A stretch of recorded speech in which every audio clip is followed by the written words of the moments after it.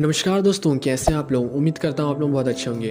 दोस्तों आज हम बात करेंगे ब्रह्मचर्य नो फैप में क्या अंतर होता है। दोस्तों बहुत सारे भाई लोग ये सोचते हैं कि वीर रक्षा सीमन रिटेंशन करना ही ब्रह्मचर्य है, पर ऐसा कुछ भी नहीं है। नो फैप मतलब कि सीमन रिटेंशन करना ब्रह्मचर्य का एक छोटा सा मात्र हिस्सा है। और दोस्तों आपने आज का वीडियो बिन स्किप किए वीडियो को अंत तक देखा तो आपको ब्रह्मचर्य के ऊपर ऐसी ऐसी जानकारी मिलेगी जो आपने पहली बार सुनी होगी, और आपके जो भी डाउट या फिर कंफ्यूजन है वो सब क्लियर हो जाएंगी, और आपको नो फैप से भी जुड़ी खास बातें सुनने को मिलेंगी। तो आज के वीडियो शुरू करते हैं। पहले देखते हैं ब्रह्मचर्य का अर्थ। ब्रह्मचर्य दो शब्दों से मिलकर बना है। ब्रह्मचर्य, ब्रह्म का अर्थ होता है ईश्वर, परमात्मा या सृष्टिकर्ता, और चर्य का अर्थ है उनकी खोज, विचरण या ईश्वर की राह पर चलना। मतलब ब्रह्मचर्य का अर्थ हुआ परमात्मा की राह पर चलना, दिव्य धरातल में चलने को ही ब्रह्मचर्य कहते हैं। जैसे कि ब्रह्म के समय में अर्थात ब्रह्म मुहूर्त में उठना, जो ईश्वर को चढ़ा सके वो भोजन करना, परमात्म भोजन करना, और ईश्वर की मार्ग पर चलते हुए मोक्ष की ओर आगे बढ़ना। देखिए, अगर आपको YouTube में बहुत सारे ब्रह्मचर्य की वीडियो देखते होंगे और उसमें सिर्फ सीमन रिटेंशन की बात करते होंगे, मोक्ष की नहीं, तो वो सिर्फ आपके टाइम पास कर रहे हैं और कुछ भी नहीं। ब्रह्मचर्य का पालन लक्ष्य है कि परमात्मा को पाना और ईश्वर की राह पर चलकर मोक्ष की ओर आगे बढ़ना, यही ब्रह्मचर्य का सही अर्थ है। अगर हम ज्यादा स्पिरिचुअलिटी से देखें कि मनुष्य में मिलता क्यों है, तो उसका सीधा सा आंसर होगा मोक्ष का द्वार खोलने के लिए, और वो पॉसिबल होता है आप अष्टांग योग के जरिए ब्रह्मचर्य का पालन करके आप मोक्ष की ओर आगे बढ़ सकते हैं। इंसान जन्म के पहले भोग योनि होता है, मतलब जानवरों की जिंदगी। उसमें जितने भी आप इंसान रूप में जो आप पाप किए हैं उसका दंड आपको भोग योनि में मिलता है। कई जन्मों के बाद आपको फिर से मानव जीवन मिलता है। पाप और पुण्य के बंधन को तोड़कर, जन्म मृत्यु के बंधन को तोड़कर आपको मोक्ष के लिए मिलता है। उसमें आपको सहायक करता है ब्रह्मचर्य पालन, जो कि संभव होता है ईश्वर की राह पर चलकर।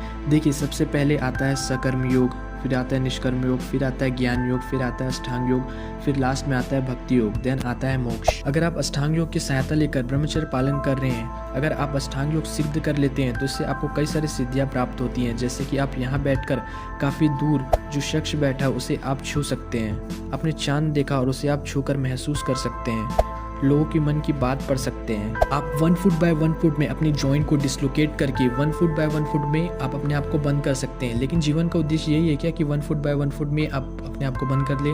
लेकिन ऐसी सिद्धियां मिलती हैं जब आप अष्टांग योग को सिद्ध कर लेते हैं। तब अष्टांग योग के बाद आता है भक्ति योग। भक्ति योग में आप अपने आराध्य हैं उनकी भक्ति कर माया से आगे बढ़कर मोक्ष की ओर आगे बढ़ते थे, और यही जीवन का लक्ष्य रहता था। इसलिए पहले गुरुकुल सिस्टम रहते थे कि लोग सही मार्ग पर चलकर आगे बढ़ सके और मोक्ष की ओर आगे बढ़े। आजकल के लोग को देखता हूँ कि वो दिन काउंट करते रहते हैं कि कितना दिन हो गया, सीमन रिटेंशन करते हैं और इसको वो ब्रह्मचर्य बोलते हैं। वीर रक्षा की बात क्यों करना, वो तो अपने आप हो जाएगा जब आप ब्रह्मचर्य पालन करेंगे। तो अगर आप खाना खा रहे हैं और आपको कोई बोलता है कि खाना अंदर लेना है, उसके बारे में सोचो, तो आप बोलोगे कि सोचो क्यों, वो तो अपने आप ही हो जाएगा। तो जब आप ब्रह्मचर्य का पालन कर रहे हैं तो उसमें सीमन रिटेंशन करना क्यों है, वो तो अपने आप हो जाएगा।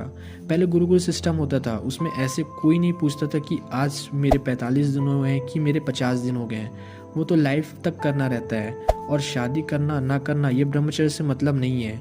अगर शादी के बाद आप सिर्फ संतान की प्राप्ति के लिए कर रहे हैं तो वो ब्रह्मचर्य व्रत वहाँ नहीं टूटता, क्योंकि मन उसका शुद्ध है।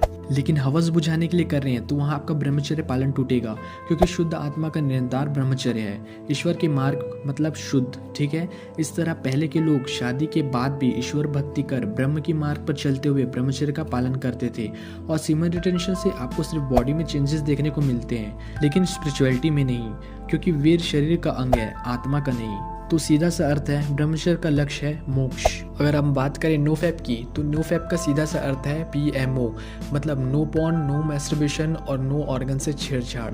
मतलब उसमें आपको टारगेट लेना रहता है। जैसे कि आप 75 दिन का टारगेट लिए तो उसके 75 दिन में आपको ना ही पॉर्न देखना है, ना ही मास्टरबेशन करना है, ना ही आपके ऑर्गन से छेड़छाड़ करना है, और ना ही ऐसे चीज़ करना है जो आपके उत्तेजना को बढ़ाता हो। उसमें आता है जैसे लड़कियों में एकांतवास नहीं करना, उनकी कक्षाओं को नहीं देखना, उनको गलत दृष्टि नहीं देखना। अगर लड़की से बात भी कर रहे हैं आप तो सिर्फ इतना करना जितना कि आपका काम हो, एक्स्ट्रा बात नहीं करना, लड़कियों से थोड़ा दूरी बना के रखना, ऐसे नहीं बोल रहा हूँ कि लड़की से बात ही नहीं करना, ऐसा नहीं है।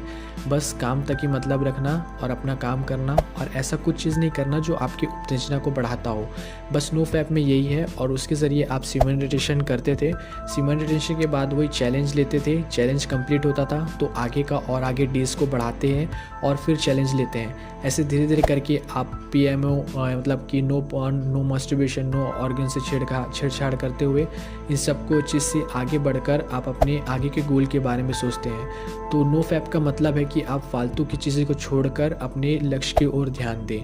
मतलब नो फैप का अर्थ है सीमेंट रिटेंशन और ब्रह्मचर्य का अर्थ है मोक्ष। तो दोस्तों, हमारी दी गई जानकारी आपको कैसी लगी कमेंट बॉक्स में ज़रूर बताएं, और चैनल पर नहीं तो चैनल को सब्सक्राइब कर दीजिए, क्योंकि मैं इसी तरह की वीडियो डालता रहता हूं। और अपना ख्याल रखिए। अगर आपको ब्रह्मचर्य का पालन नहीं हो पा रहा तो हम नो फैप का पालन कर सकते हैं, कोई दिक्कत की बात नहीं है। बहुत सारी बेनिफिट देखने को मिलेंगे आपको शारीरिक तौर पर। तो अपना ख्याल रखें, मिलते हैं नेक्स्ट वीडियो में, तब तक के लिए जय हिंद, जय भारत।